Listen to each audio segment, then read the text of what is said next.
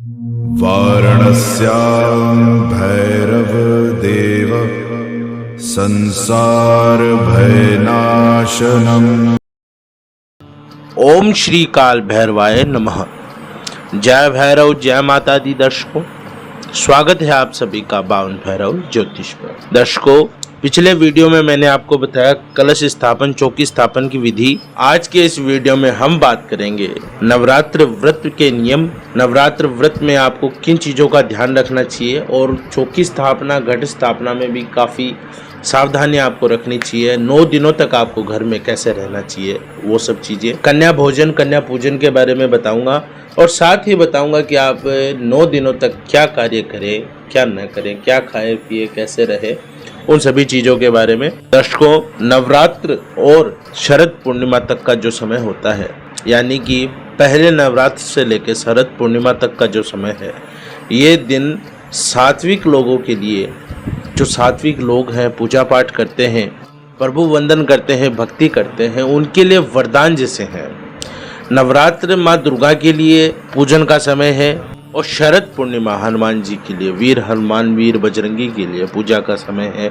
सात्विक लोग जो मन में कामना रखते हैं, उनकी कामना इन 15 दिनों में जरूर पूर्ण होती है और वह अपनी शक्ति में संचय कर सकते हैं, अपनी शक्ति को बढ़ा सकते हैं, अपनी भक्ति को बढ़ा सकते हैं। ये 15 दिन वरदान स्वरूप सात्विक लोगों को मिले हैं। नवरात्र में 9 दिन विधि विधान से माँ दुर्गा की पूजा करनी, माँ दुर्गा का सात्विक साधना करना, माँ दुर्गा की माला करनी, सप्तशती का पाठ, ये सब चीज़ें आपके जीवन में वरदान स्वरूप कार्य करेगी। इसी प्रकार शरद पूर्णिमा में हनुमान सिद्धि प्रारंभ करनी, हनुमान जी की सिद्धि करनी, हनुमान जी का पूजन करना, बजरंग बाण का पाठ करना, ये सब चीज़ें आपके घर के वातावरण को ही परिवर्तित करके रख देगी। कोई भी प्रकार की नकारात्मक ऊर्जा आपके घर में ठहर नहीं पाएगी, अंदर भी नहीं घुस पाएगी, प्रवेश भी नहीं कर पाएगी और जीवन में सुख शांति रहेगी, रिश्तों में मिठास आएगी, सबके साथ कार्यस्थल पर भी प्रगति होगी। इसीलिए बावन भैरव ज्योतिष पर मैं 15 दिनों के लिए विशेष साधनाओं का एक बहुत बड़ा भंडार लेकर के आया हूँ, जिनमें कुछ सात्विक है और कुछ तामसिक हैं। तो सात्विक जो भी साधनाएं हैं वो आपको मिलेगी हमारे चैनल बावन भैरव ज्योतिष पर, और जो भी तामसिक साधनाएं हैं, जो भी मेली क्रियाएं हैं, मेली साधनाएं हैं, वो आपको मिलेगी हमारे दूसरे चैनल तांत्रिक सूर्यकांत जी पर। तो वहां से आप देख सकते हैं। माँ भगवती दुर्गा साधना मैंने बता रखी, ये घरेलू है, घर पे बैठ के कर सकते हैं। शमशान काली की साधना है, ये आपको तांत्रिक सूर्यकांत जी पर जाकर देखनी पड़ेगी हमारे दूसरे चैनल पर। महाकाली शत्रु संहारक प्रयोग मैंने बता रखा है। जादू टोना भूत प्रेत बंधन को मोड़ने का, नष्ट करने का प्रयोग मैंने बता रखा है। शत्रु परास्त करने का, शत्रु स्तंभन करने का प्रयोग मैंने बता रखा है। इसी प्रकार दशहरे के दिन वशीकरण तिलक तैयार करने का मैंने आपको तरीका बता रखा है, जो यदि आप करते हैं तो सामने वाला आपसे वशीभूत होगा ही होगा। शत्रुनाशक प्रयोग बता रखा है, ये तामसिक क्रिया है, ये बावन भैरव ज्योतिष पे नहीं मिलेगी, आपको मिलेगी तांत्रिक सूर्यकांत जी पे, आप वहां जाकर देख सकते हैं।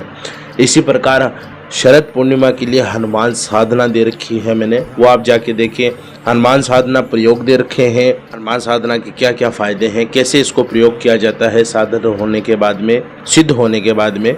हनुमान साधना की जो भी मेरे अनुभव रहे वो भी मैंने वीडियो के माध्यम से बावन भैरव ज्योतिष पर दे रखे हैं, आप वहां से जाकर देख सकते हैं। तो शुरुआत करते हैं आज की वीडियो की। वीडियो थोड़ा सा लंबा होगा, इसलिए परेशान ना हो दर्शक, और स्किप ना करें, जरूरी जानकारियां हैं, स्किप ना करें, आपके काम आएगी। सबसे पहली बात, जो लोग डरते हैं कि हमने पिछले वर्ष घट स्थापन किया था या नवरात्र में चौकी स्थापना की थी, इस वर्ष भी करना पड़ेगा, नहीं करेंगे तो ये हो जाएगा या कोई दोष लगेगा, ऐसा कुछ भी नहीं है। आप कोई भी वर्ष, जब भी आप नवरात्र आए, साल में 4 बार आते हैं, आप अगर घट स्थापन करते हैं या नहीं भी करते हैं, आपने पूर्व किया, अभी नहीं कर रहे हो, तो भी यह आपके सामर्थ्य अनुसार, आपकी श्रद्धा अनुसार है। आप बाध्य नहीं है कि करना ही पड़ेगा, करने के लिए आपके ऊपर कोई भी जोर नहीं है और न ही इससे कोई दोष लगता है। छोटे बच्चे, गर्भवती महिलाएं, बीमार व्यक्ति, ये सब लोग नवरात्र व्रत करने से बचें, ये सब परहेज करें, क्योंकि सशक्त होने पर ही नवरात्र व्रत किए जाते हैं। यदि आप सशक्त हैं तो ही व्रत करें। प्रथम दिन पानी में केसर, हल्दी या आंवला का थोड़ा सा पाउडर चूरा आप डाल करके स्नान करें। ये सब पहले दिन करना है। इससे शारीरिक शुद्धता आती है। देवी को शुद्धता अति प्रिय है। देवी गंद जगह में, गंदी परिवेश में आना पसंद नहीं करती है। चौथी बात, अखंड ज्योत अगर आप कर सकें तो ही आप संकल्प करें अखंड ज्योत का, अन्यथा अखंड ज्योत का आप संकल्प न करें। और व्रत का नियम पूर्वक जैसे आप संकल्प करते हैं 1 दिन का, 3 दिन का या 9 दिनों का, वैसे ही संकल्प करें। अखंड ज्योत अगर आप नहीं भी कर सकते हैं तो प्रयास ये रहे कि जो दीपक आप जलाएं कम से कम वो विधिवत तरीके से दिन में पूरे दिन जले। कुलदेवी का पूजन आप प्रथम करें। जब नवरात्र आप स्थापित करें तो सर्वप्रथम आप जब पूजा करें तो कुलदेवी की पूजा करें। अगर नाम न पता हो तो आप डायरेक्ट सीधे ही माँ भगवती की पूजा प्रारंभ करें। उन्हें ही अपनी कुलदेवी स्वरूप मान करके आप पूजा करें यदि आपको कुलदेवी का ज्ञान न हो। संकल्प एक समय फलाहार, एक समय भोजन या निराहार का आप जब करें तो नियम पूर्वक करें। आपने 9 दिनों तक एक समय भोजन करना है या बिल्कुल निराहार रहना है या सिर्फ फलाहार करना है, ये आपके ऊपर है।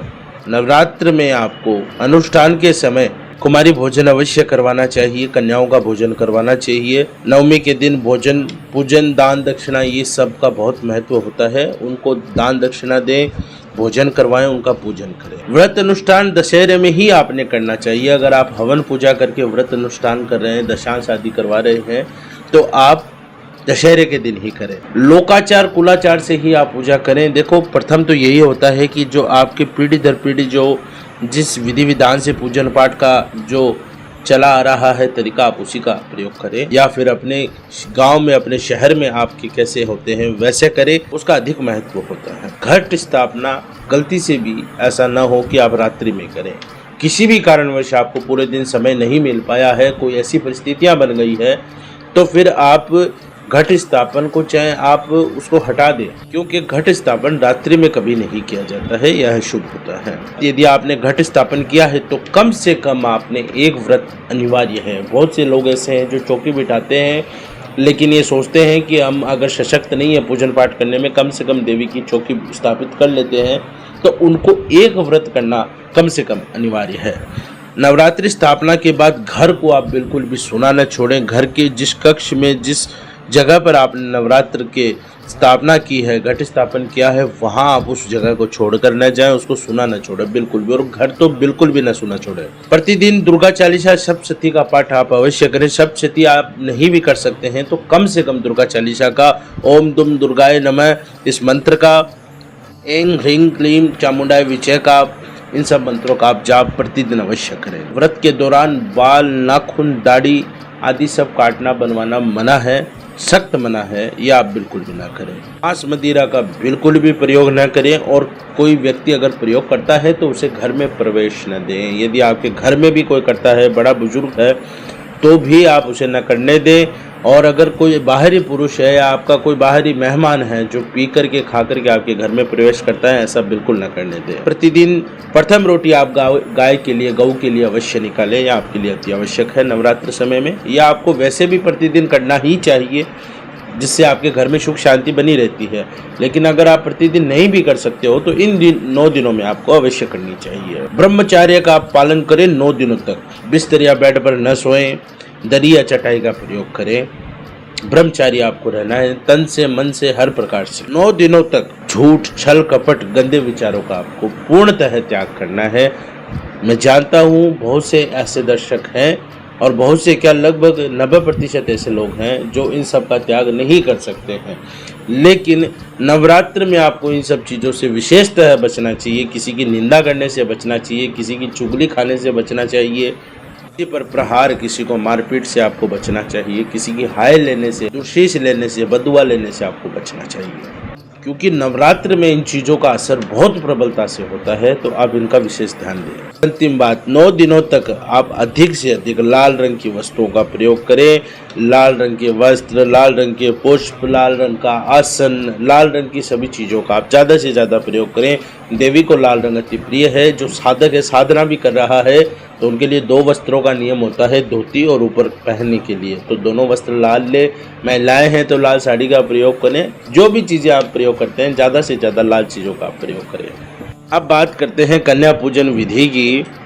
कन्या पूजन करने के लिए नवरात्र में आपको 3 से 9 वर्ष तक की कन्याओं को, 9 कन्याओं को घर बुलाकर आपने उनको पूजन करना है, उनका भोजन करना है, उनको भोजन करवाना है, उनका पूजन करना है और उन्हें दान दक्षिणा देकर तिलक करके विदा करना है। साथ ही एक बालक को, बटुक को भैरव के रूप में आपने ज़रूर बुलाना है। सर्वप्रथम घर बुलाकर इनके परात में, किसी बड़े पात्र में इनके पैर धुलाएं और रुमाल से उन पैरों को आप साफ करें। उन पैरों पर कुमकुम तिलक लगाकर, अक्षत लगाकर उनकी पूजा करें। हल्दी लगा करके माथे पर इनके तिलक लगाएं और कन्याओं को, बटुक को आप भोजन करवाएं पूरी श्रद्धा के साथ और पूरी श्रद्धा पूर्वक उनका तिलक करें। तिलक करके उन्हें अपनी सामर्थ्य अनुसार दान दक्षिणा देकर घर से विदा करें। जो सक्षम लोग हैं वो व्रत अनुष्ठान जरूर करवाएं। बात करते हैं, नवरात्र में आपको खान पीन का विशेष ध्यान रखने की आवश्यकता होती है, तो आपको यही सलाह दी जाती है कि क्या खाएं। सबसे पहले तो बता देता हूं कि आप साबूदाना, मूंगफली, सेंधा नमक, किट्टू का आटा, गिरी का आटा, सिंघाड़े का आटा, आलू, ये सब चीज़ें आप नवरात्र में खा सकते हैं। ये उनके लिए है जो फलाहार करते हैं या फिर शाकाहार करते हैं। इसी प्रकार क्या न खाएं वो भी आपको बताना आवश्यक है। जो एक समय भोजन करते हैं उनके लिए भी प्याज लहसुन का पूर्णतः त्याग करें 9 दिनों के लिए। प्याज लहसुन, साधारण नमक आपने नहीं खाना है भोजन में भी। कद्दू आपने नहीं खाना है सब्जी के तौर पर। दही आपने पूर्णतः त्याग करनी है। टमाटर का आपने त्याग करना है। राई का आपने त्याग करना है। फूल गोभी का आपने त्याग करना है। इन चीज़ों का आपने प्रयोग नहीं करना है 9 दिनों के भीतर। तो ये चीज़ें आप 9 दिनों तक ना खाएं। और ये बार बार कह रहा हूँ मैं, जो लोग सक्षम हैं, जिन्होंने विधिवत तरीके से नवरात्र स्थापन किया है, उन्हें दशहरे के दिन व्रत अनुष्ठान जरूर करवाना चाहिए। नवरात्रि का अनुष्ठान जरूर करवाना चाहिए व्रत पारण के पश्चात। इसका बहुत महत्व है। यह आपके जीवन में बहुत सी खुशियाँ लेकर के आएगा और यह घर में भी बहुत अच्छे प्रभाव डालता है। तो उम्मीद करता हूँ आपको पूरा वीडियो पसंद आया हो। सभी दर्शकों को मेरी तरफ से नवरात्रि की बहुत बहुत शुभकामनाएं। भगवती माँ दुर्गा से यही प्रार्थना है आप सब सुख शांति से और समृद्धि से रहे। इसी के साथ अपनी वाणी को विराम देता हूँ। धन्यवाद। जय भैरव।